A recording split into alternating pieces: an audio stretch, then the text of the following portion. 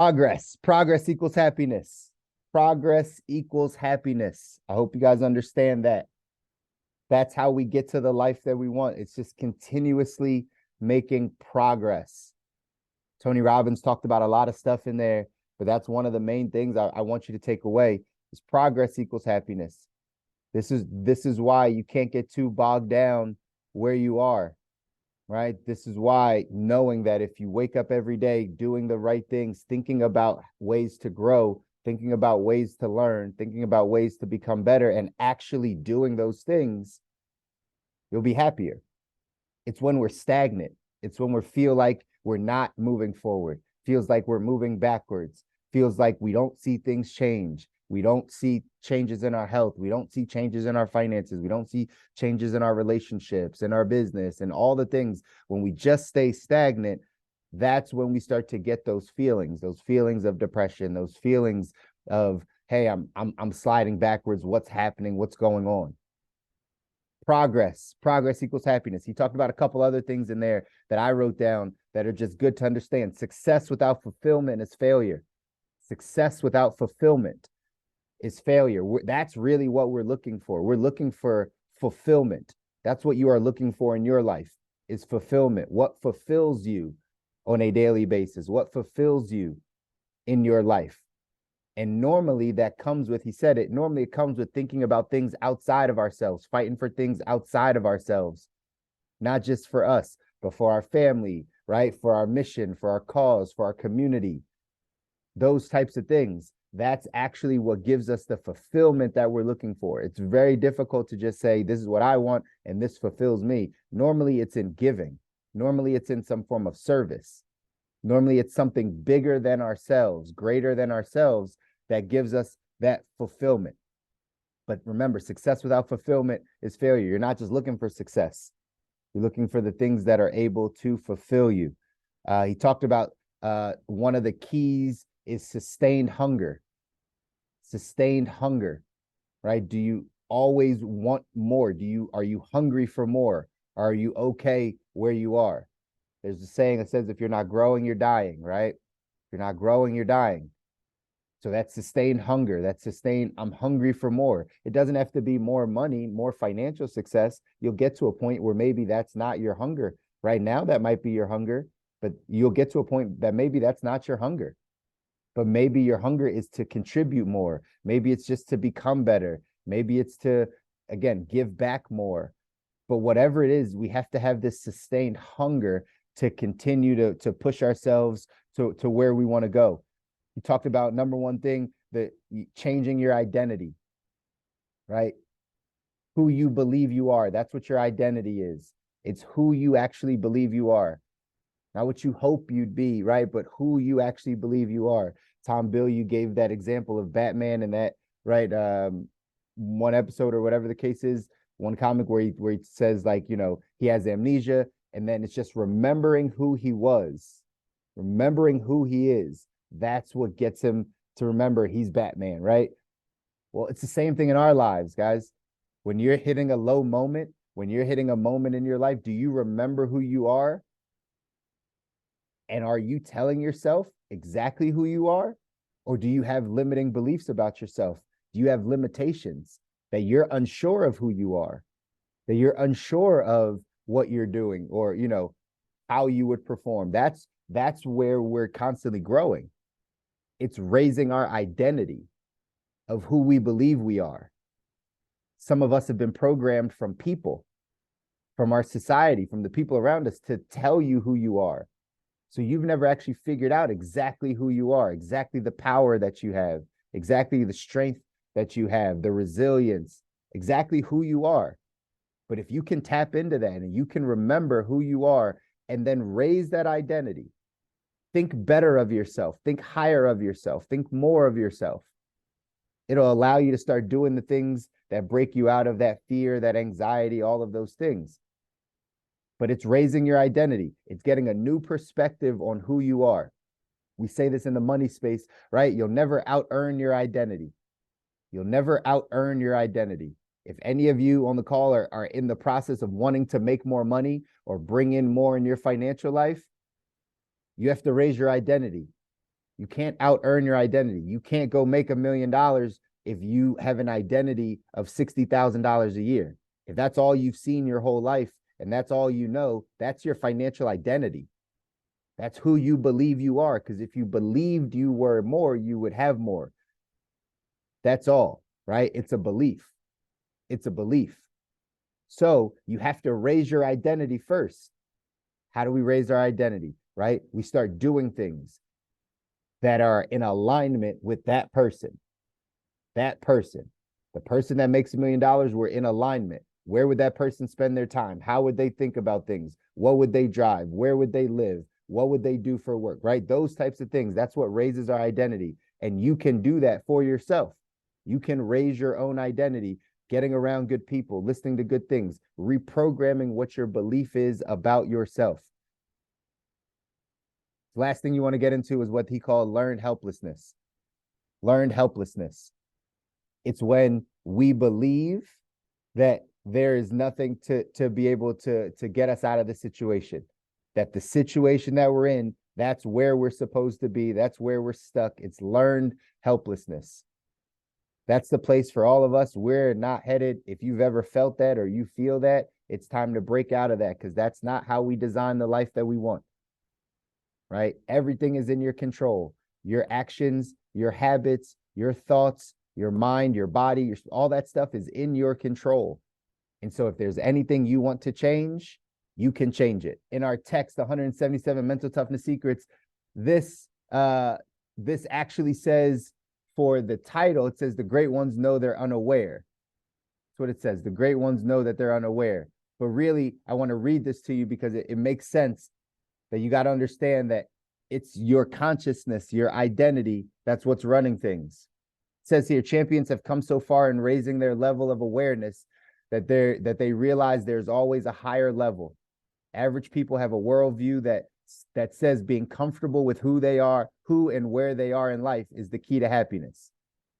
That's average people. Average people have a worldview that says being comfortable with who and where they are in life is the key to happiness. The great ones have a worldview that says happiness is learning, growing, and becoming, aka progress. Learning, growing, and becoming. School is never out for champions.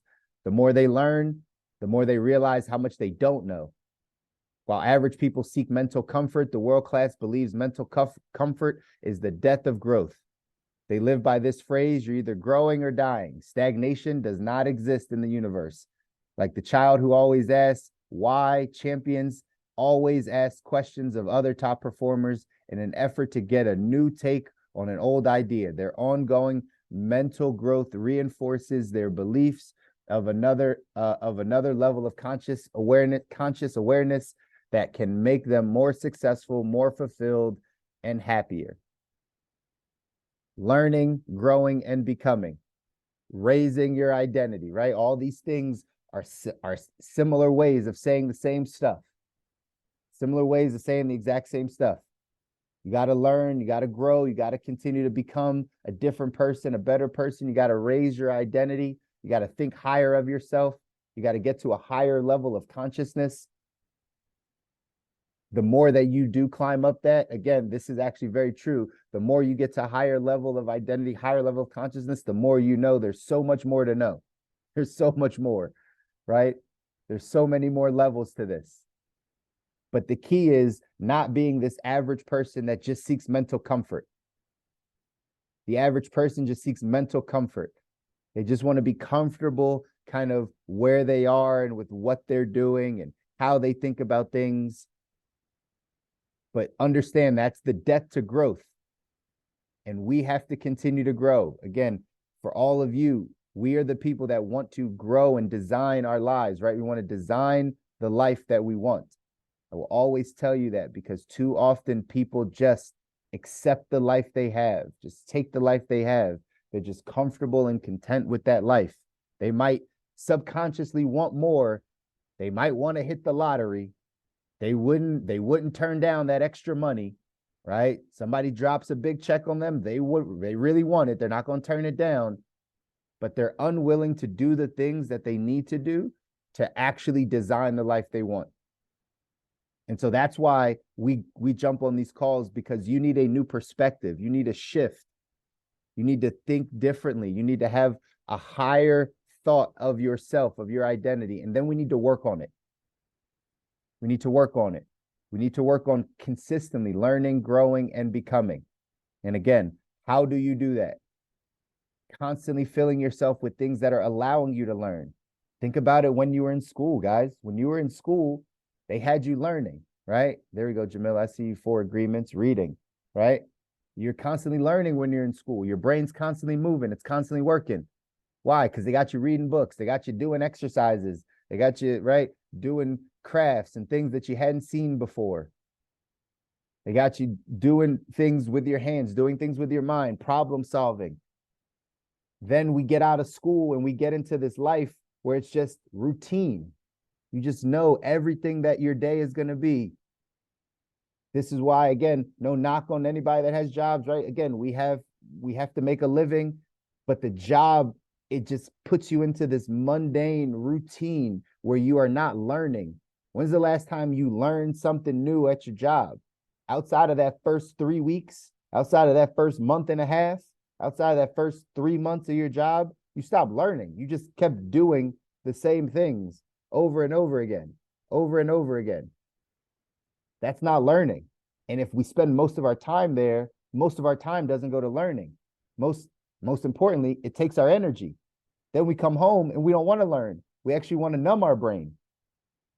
So now we're in this cycle of not learning, not growing, just doing the same routine, and then numbing our brain for some form of escapism and entertainment. Well, that takes us completely away from designing the life that we want.